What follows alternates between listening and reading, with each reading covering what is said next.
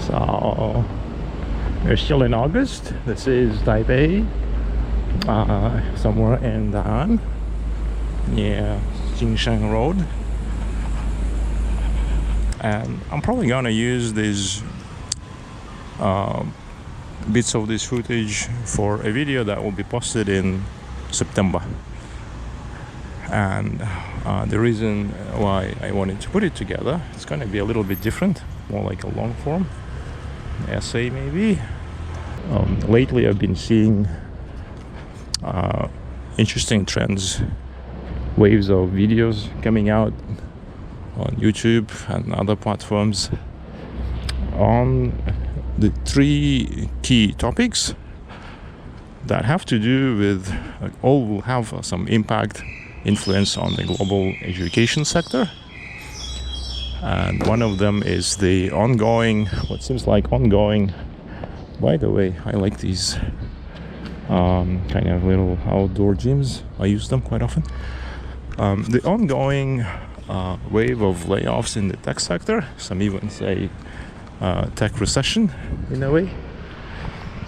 The other big trend is unfolding in the US, so that's the student loan debt crisis as part of the overall consumer debt crisis, especially credit card spending. And shall we go this way or that way? Let's go that way. And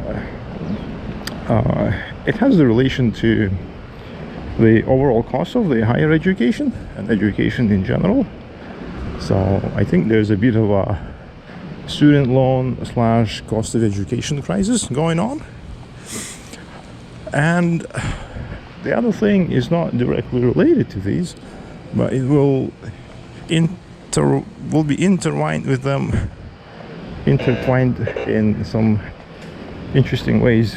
The ongoing demographic collapse in most of the developed economies, especially acutely seen in developed, technologically advanced societies in East Asia, Southeast Asia, where the birth rates, total fertility rates have plummeted.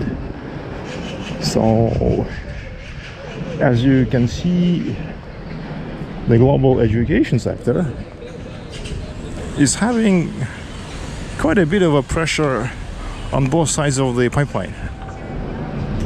First, the number of students will be shrinking. The amount of money they will be able to pay is probably going to shrink as well. And the amount of jobs that are waiting for these graduates is also kind of shrinking. So overall, there will be some interesting changes in the global education sector, the national education systems, and the whole phenomenon of international students. And I've been one a couple of times, so this is a topic that is somewhat near to me, so it is interesting to look at it, and I will try to put together a video. So yeah, by the way, this is Zhongxiao Fuxing Station, the new Sogo. Sogo now is, by the way, is not a Japanese department store. This is a Taiwanese department store. It's owned by the Far East organization. They even amended the logo a little bit. Yeah. So yeah, I'll go into the station, and that's the intro for the video. Over the past few months, from April till now, September 2025, I've been seeing a lot of videos popping up on YouTube, reporting on, commenting on, or discussing the ongoing wave of tech layoffs. At the same time, I'm seeing a wave of reports concerning the growing student loan crisis in the United States. And finally here in East Asia, although the layoffs and unemployment haven't reached here yet, at least not on this scale. There are instead growing concerns over the declining birth rates and future labor shortages. These are complex and very interesting environments that have very profound and difficult to predict effects on the global education sector. If this were a PowerPoint presentation, we would put them in 3 neat bubbles, like so. The ongoing waves of tech layoffs, likely expanding to other sectors, potentially finance and banking, and already affecting new grads of 25. Secondly, the high cost of education, especially the ongoing student loan crisis.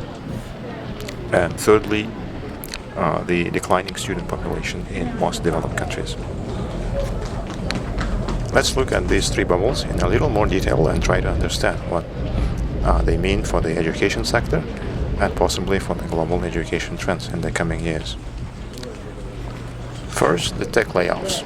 In 2025, so far, several major tech firms have either already started or announced layoffs and restructuring, including Microsoft, 15,000 jobs, Intel, 25,000 jobs, IBM, 8,000 jobs, Metacorp, 3,600 jobs were planned for 2025, and Salesforce at about 1,000 jobs. Google, as far as I know, or Alphabet Corp, hasn't announced any major layoffs. However, I do have a feeling that they will do it a bit differently, most likely through hiring freeze, relocations, and redeployments. Still, the effect on the industry is pretty broad, and some chalk it up to the 3 main factors: the overhiring in the COVID era, the general economic slowdown, and finally the effects of generative AI that is increasingly taking repetitive administrative data entry coding tasks away. This trend has now reached the banking and finance sector. Canada's TD Bank has already announced a layoff of about 1,500 jobs, and others may follow. At least in Canada, the big banks tend to do the same thing. On the other hand, actually, a lot of customer-facing jobs already were made redundant years ago. So it's interesting.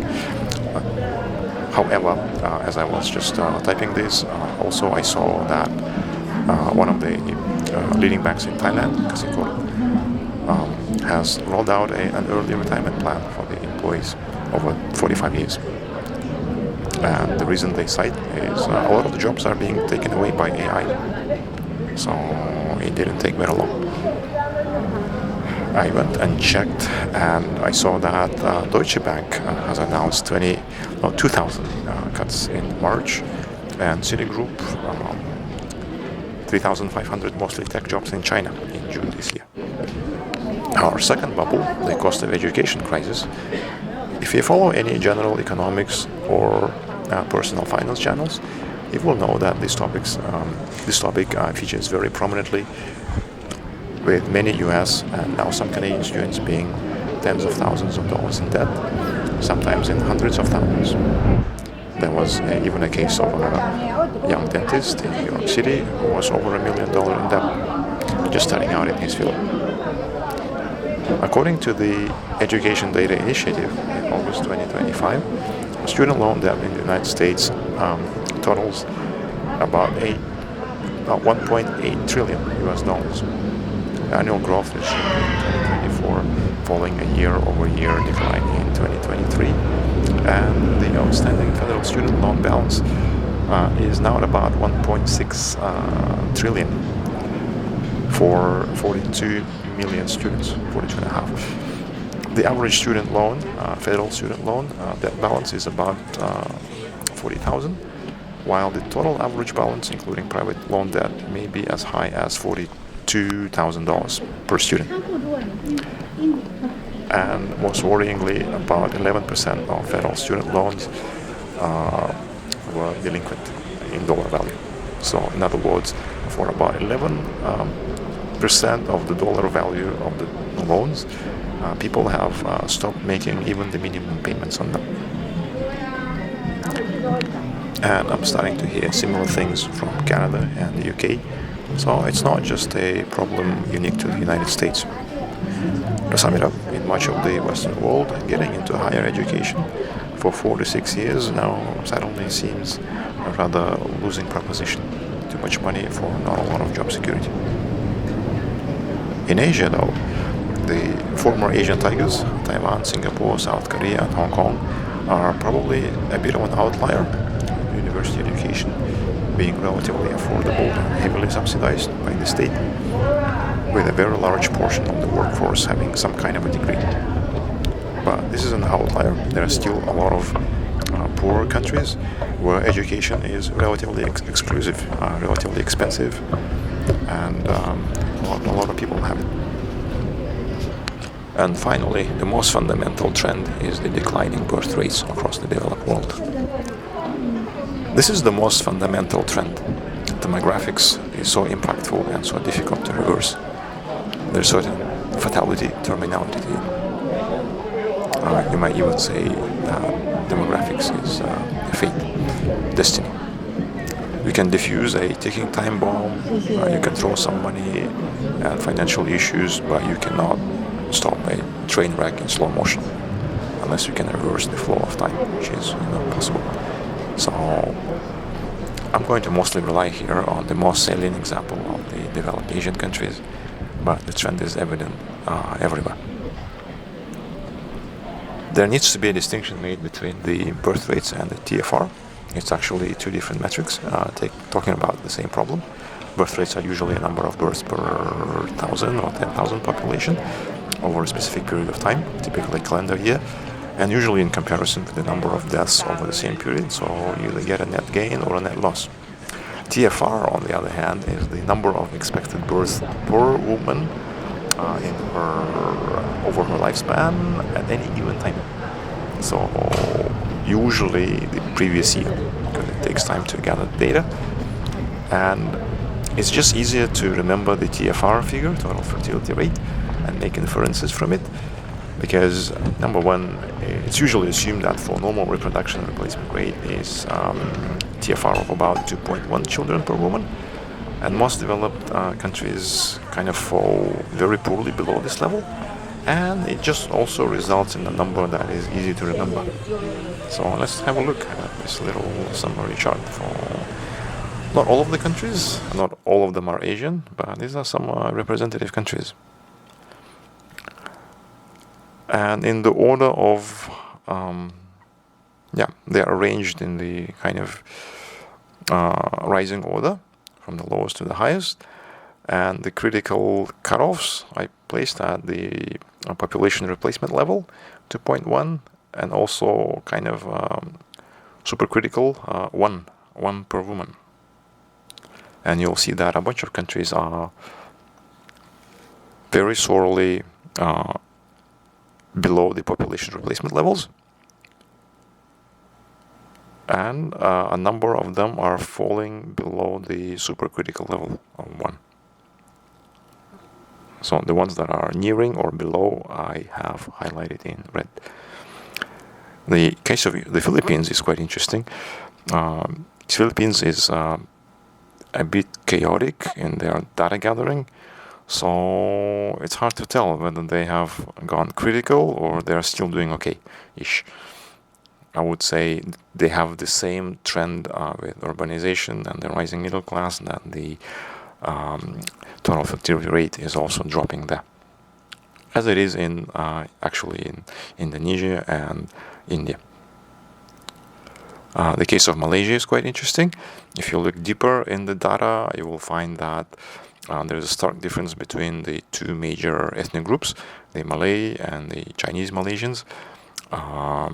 The birth rate is almost at normal for the Malay population, and is actually supercritical or below at about 1 for Malaysian Chinese.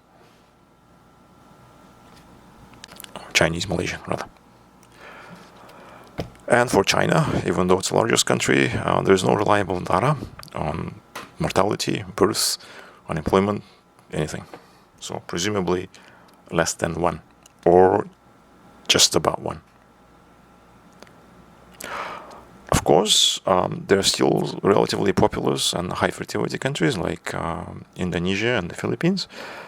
But even there, the trend is fairly evident. Now, what does all this mean for the education sector? If you look at the whole education process from elementary school to advanced degrees, it is essentially a production pipeline with several distinct sections. You can put in raw inputs from one end and the finished, somewhat finished product comes out at the other end, or some of its distinct sections. These raw inputs could be capital, teaching hours, but by and large, the key ingredient and the most determining factor are the amount and the quality of the students. So you can have very poorly equipped schools, you have very few teachers, and you can still have some modicum of a system. But when you don't have students, you don't have an education system. That's the most critical input. The low fertility rates mean slow but constant decline in the numbers of students for primary schools. I just heard somewhere in the news that Taiwan was losing about 30,000 elementary school entrants, new elementary school students every year. So that amounts to like 100 or so schools need to be shut or severely downsized every year, merged with other schools. And in another article, I saw the ultimate result of this process. Overall, new undergraduate enrollment in Taiwan universities is expected to drop to about 140,000 total, and that some 40 or so of the private universities, or about half of them, will have to close in the next few years. Let's say that again. About 40 or so of the private universities in Taiwan will have to close in the next few years. Of course,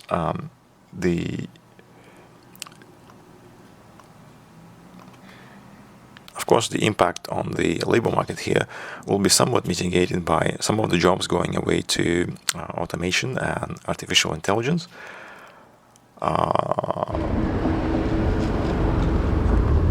I don't want to go down that lane. It's a bit hot. Yeah, in the sun. So it is a bit difficult to say how this is going to impact the labor sector, the labor market in East Asia, because it seems like the number of graduates is dropping faster than the jobs are disappearing. Some global trends will arrive here as well. They're already arriving. And the unemployment problem likely means that there will still be less people willing to pay for the degrees when there's no certainty that there will be a job at the end of the tunnel. It's still putting in 4 to 5 to 6 years into the education.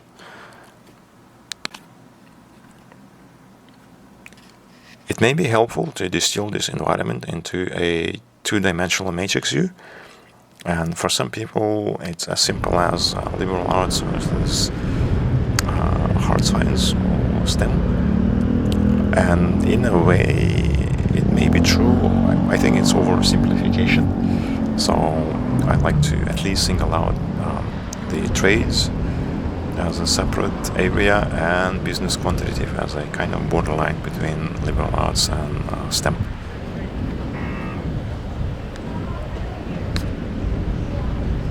At the moment, we're seeing how the first phase of generative AI is about 35 degrees, by the way. This environment, But use in of this the large language models. This will likely continue to go on for another couple of years, areas, impacting more and concrete, more traditionally dark office asphalt, or creative occupations. not enough vegetation. Personally, I'm really glad that I backed out of the translation business many years ago. 35 can quickly In the past turn few into years, 40.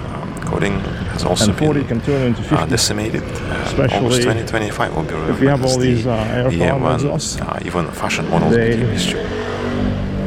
add a lot Geographically, in the first version of this essay, I was going to extra say degrees this will spread from of North temperature. America to Western Europe and then to the rest of the world.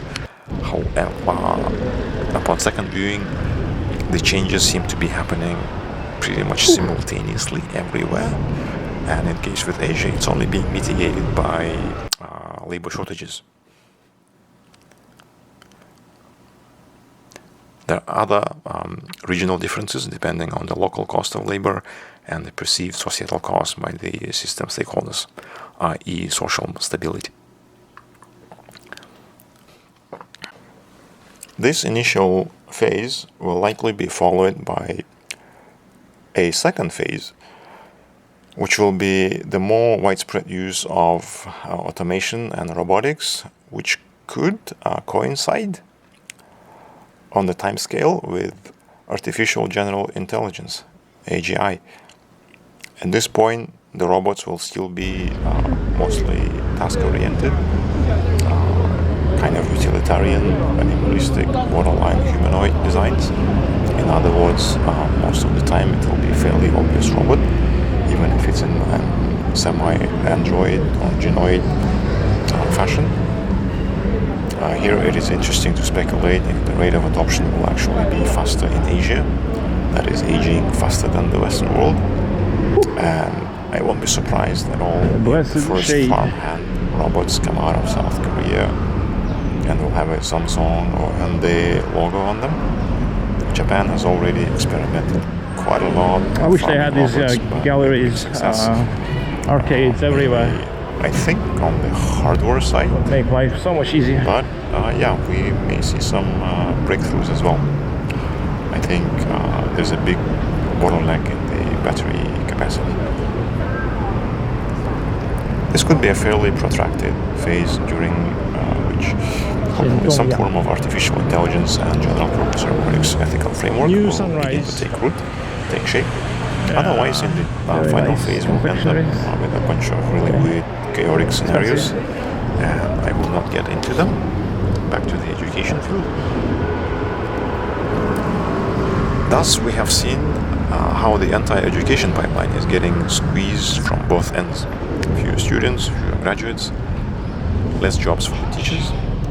When a system gets squeezed from both ends, it is logical to conclude that it will somewhat shrink and will be somewhat rearranged, restructured, and usually in the way of simplification or streamlining, because something has to go.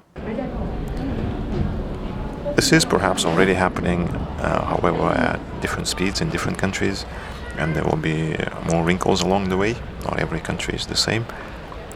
We've seen previously some countries are losing population at a rather alarming rate, and not all jobs can be replaced by AI, not now at least. And I'm going to go on a limb and say that the more enterprising students and teachers will find a way to survive. Now on to the longer term implications in all these potential scenarios for the future. Two of the most evident, the reformatting of the education landscape from the old STEM, natural sciences versus liberal arts dichotomy. Perhaps initially it will be just another binary, heavily AI assisted versus less AI assisted. And later on, perhaps it will stream into a more complex mix of disciplines, depending on the amount of the human input that goes into them. So it will sound more like more replaceable by AI versus less replaceable by AI. The shrinkage of the 4-year education for the new student cohorts will likely result in the rise of the shorter-term accelerated degree programs, dual and possible multiple degree programs. Possibly some of that content will be integrated in the final couple of years of school, so that people waste less time in the accelerated degree programs. In addition, there would be a rise of accelerated mid-career retraining programs. Finally, potentially increased migration from places, cities and countries where jobs disappear at a faster rate to places where new grads and job candidates disappear at a faster rate. We may actually see a reverse migration from the Western world into East Asia. The internal Asian migration is already happening from Vietnam and the Philippines to places like Japan and Taiwan. It's been going on for years. However, it was previously masked as seasonal labor, factory labor and such. It will take some different forms in the future. And the big factor here is that the countries that were traditionally net exporters of labor will run out of labor themselves. Like Thailand is already below replacement rate. Vietnam is getting there. I remember when I first moved to Asia, I remember hearing from people who just came back from Vietnam and being so enthusiastic about it, saying that, oh, everyone is so young there. And then I realized, oh, that was already almost 20 years ago. So yeah, it's also getting older. So it will take some different forms in the near future, and possibly South Korea, Taiwan, and Japan will become pretty much like vacuum cleaners of excess labor. What's even more interesting to consider is how all these trends with demographics, labor, artificial intelligence, education will eventually feed over the next few years into consumer demand, corporate returns, and then national revenue, and ultimately investment portfolios and pension funds. This is something that will impact everybody, whether or not you are doing anything in AI, in education, or anywhere for that matter. Even if you don't participate in the system, indirectly it will influence everybody. So this is really, really interesting. We are in for a lot of changes.